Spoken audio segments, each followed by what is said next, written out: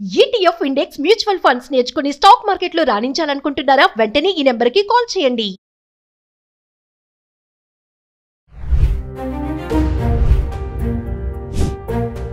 పాత కుక్కర్లో బంగారం దాచింది, మర్చిపోయింది, అమ్మేసింది. సీన్ కట్ చేస్తే కేజీ బంగారం వ్యాపారి షాక్.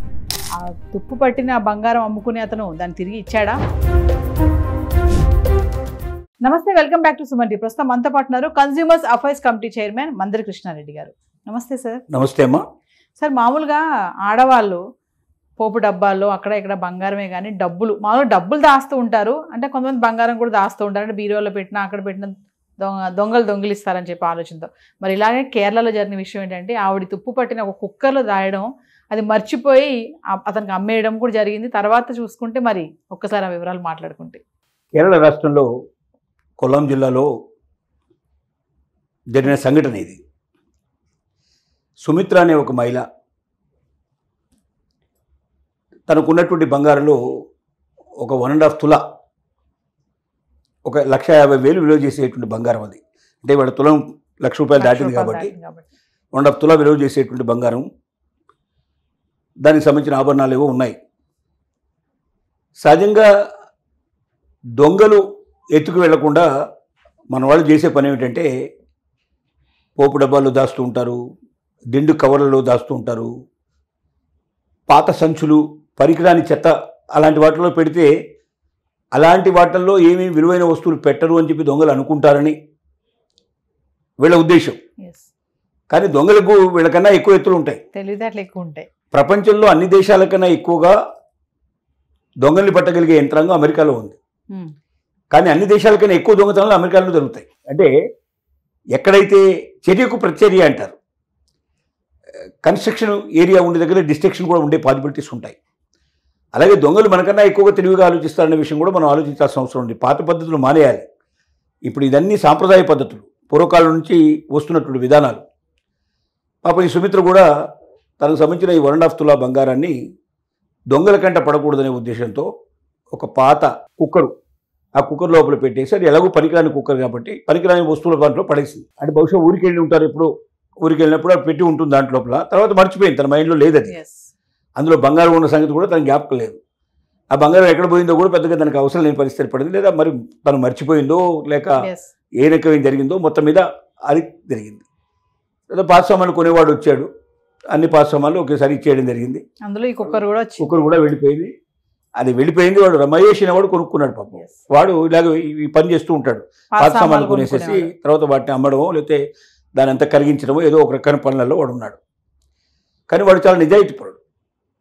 ఇవాళ రేపు దొరికితే చాలు పట్టుకుని పారిపోవడానికి సిద్ధపడే వాళ్ళు మనకు ఎక్కువ కనపడతారు. బంగారం ఎవరిస్తారు సార్ తిరిగి? కానీ అప్పుడప్పుడు మనకు ఆటో వాళ్ళు, ట్యాక్సీ వాళ్ళు, ఇలాంటి వాళ్ళు చాలా మంది తీసుకొచ్చి ఇచ్చినట్టుగా మనకు అప్పుడప్పుడు మనకు వార్తలు వస్తుంటాయి. ఎందుకంటే 2 కారణాలు ఉన్నాయి. ఒకటి, ఇప్పుడు పెరిగినటువంటి మొత్తం టోటల్గా టెక్నాలజీ వల్ల ఆ ఆటోని గుర్తుపెట్టగలిగితే, ఆటో నెంబర్ గుర్తుపట్టగలిగిన, ఆ సమయంలో ఆటో అటు నుంచి ప్రయాణం చేసింది ఆటోలో అని చెప్పి తెలుసుకోగలిగిన, ఆ సమయం తెలిసినా కూడా సమయం లోపల సీసీ కెమెరాల ద్వారా ఆ రోడ్డు మీద ప్రయాణం చేసింది ఏమిటి, వీళ్ళు బస్టాండ్లో బయలుదేరారు అనుకోండి, బస్టాండ్లో బయలుదేరి ఇక్కడికి వస్తున్నారు, ఆ రూట్ మొత్తం చెక్ చేసినప్పుడు ఆ సమయానికి కరెక్ట్గా అక్కడ ఎన్ని ఆటోలు ఉన్నాయి, ఒక 5 ఆటోలు ఉన్నాయని కూడా 5 ఆటోలు నెంబర్ సీసీ కెమెరాలో పట్టుకుంటారు, వాళ్ళు పట్టేస్తారు. పట్టేసి డ్రైవర్ని చూపిస్తే ఆ డ్రైవర్ వీడియో అని చెప్పి గుర్తుపట్టడం చాలా ఈజీ అవుతుంది. ఒకసారి గుర్తుపట్టారనుకోండి, వెంటనే వాడు బయటపడతాడు. పోలీసులు పట్టుకున్న తర్వాత, దొంగగా నిరూపించబడ్డ తర్వాత వాడిని వదిలేయడం కష్టం. అప్పుడు దొంగతనం నిరూపణ అవుతుంది కాబట్టి జైల్లో పడే అవకాశాలు ఉంటాయి. అనవసరంగా చెడ్డపేరు తెచ్చుకోవడం, ఉన్న అవకాశాన్ని పోగొట్టుకోవడం ఎందుకు అనేటువంటి కొంతమంది కొత్త టెక్నాలజీ తెలిసిన వాళ్ళంతా కూడా మనం తప్పు చేసినా పట్టుబడతామనే భయంతో ముందుగానే తెచ్చేయడం వల్ల పేరు మంచి సంపాదించుకుంటారు. ఇది పేపర్లో, టీవీలో కూడా వస్తుంది. తనకు ప్రతిష్ట పెరుగుతుంది. ఎలాగూ ఇది ఇవ్వక తప్పదు. ఆ ఇచ్చేదేదో ముందుగా తీసుకెళ్ళి ఇచ్చి గౌరవాన్ని కాపాడుకుంటే బాగుంటుంది అనే ఉద్దేశంతో చేసేవాళ్ళు కొంతమంది నిజమైన నిజాయితీ పనులు. వాళ్ళు ఇతరులది మనం ముట్టుకోకూడదు, ఇది మనది కాదు, మనకు భగవంతుడు ఏది ఇస్తారో అదే మనది అనేటువంటి భావనలో ఉండేవాడు కొంతమంది. ఇక్కడ మహేష్ అనేవాడు కూడా అక్కడ ఏదో టెక్నాలజీ ఉపయోగించి కనుక్కునేది ఏమి ఉండదు దాంట్లో. ఎందుకంటే పాత సామాన్లు వేసుకుని పోయినాడు, దాంట్లో వచ్చిందనుకోండి, అసలు అడిగినా నాకేం సంబంధం లేదు, ఏం దొరకలేదండి అలాంటివి అంటే సరిపోయేది.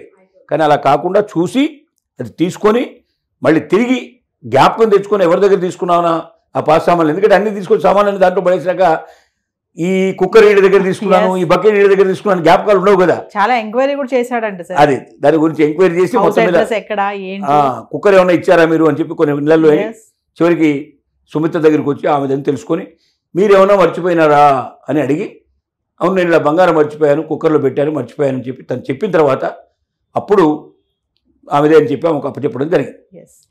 ఇది నిజాయితీతో కూడిన విషయం. దీన్ని బట్టి మనకు అర్థమవుతున్న విషయాలు ఏమిటంటే, ఒకటి నిజాయితీ మనుషులు ఉంటే అతను ఏది ఆశపడకుండా తిరిగి అప్పచెప్పేందుకు ప్రయత్నం చేస్తారు.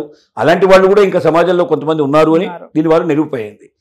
రెండో విషయం ఏంటంటే, పాతకాల పద్ధతుల్లోనే మనం ఇప్పటికి కూడా మన దగ్గర ఉన్నటువంటి డబ్బులు కానీ లేకపోతే బంగారం కానీ విలువైన వస్తువులు కానీ దాచిపెట్టాలని కోరుకుంటే దొంగలకు ఇంతకన్నా ఎక్కువగా అలాంటి వాటి గురించి ఆలోచించే అవసరం ఏర్పడింది. వాళ్ళు మనకన్నా బాగా స్పీడ్గా ఉంటారు. వాళ్ళు వెతికేదే ఇలాంటి వాటిలో వెతుకుతారు. వాళ్ళు అల్మారాల్లో వెతకడం కానీ లేకపోతే వాటిలో వెతకడం మానేశారు. వాళ్ళు కూడా సూట్ కేసులో వెతకడం మానేశారు, డెవలప్ అయ్యారు. అక్కడ పెట్టమని చెప్పి వాళ్ళకి తెలిసిన తర్వాత ఆటోమేటిక్గా వాళ్ళు ఇలాంటివి వెతుకుతారు. కాబట్టి ఇవి జ్ఞాపకం ఉండే పరిస్థితిలో ఎక్కువగా లాకర్స్ అవి తీసుకొని వాటిలో పెట్టుకోవడానికి ప్రయత్నం చేయడం మంచిది.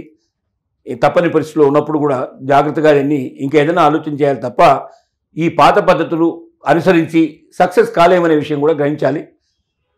1-2 సార్లు మళ్ళీ ఏదైనా పాత సామాన్లు కానీ ఇట్లాంటివి కానీ మనం ఇచ్చినప్పుడు ఒక్కొక్క దాంట్లో ఏమైనా ఉన్నాయని చెక్ చేసి ఇవ్వడం కూడా నేర్చుకున్నట్టయితే, జాగ్రత్త పడినట్టయితే మంచిది అని చెప్పి ఈ సంఘటన మనకు రుజువు చేస్తుంది. ఏదేమైనా మహేష్ ని మాత్రం అభినందించాలి సార్. డెఫినెట్గా నిజంగా ఈ రోజులో బంగారం 1,00,000 ఉంది తులము, అలాంటిది వెతికి ఎంక్వైరీ చేసి అతను యాక్చువల్గా అతను గుర్తుండకపోవచ్చు, ఎన్నో ఉంటాయి పాత సామాన్లు కదా, అలాంటివి తెచ్చి మళ్ళీ వాళ్ళకి ఇవ్వడం అనేది అసలు నిజంగా చాలా గొప్ప విషయం. అంటే అతను నిజాయితీపరుడు కాబట్టే అంత ఎక్సర్సైజ్ చేసి తీసుకొచ్చి ఇచ్చాడు. లేకపోతే అవసరం లేదు కదా, ఎవరేం కొట్టరు కదా, అడగరు కాబట్టి. సో అతను నిజాయితీతోటి అతను తీసుకొచ్చి ఇచ్చాడని మనం గ్రహించాలి. ఇలాంటి వాళ్ళు కూడా ఇంకా సమాజంలో ఉన్నారు. Thank you sir.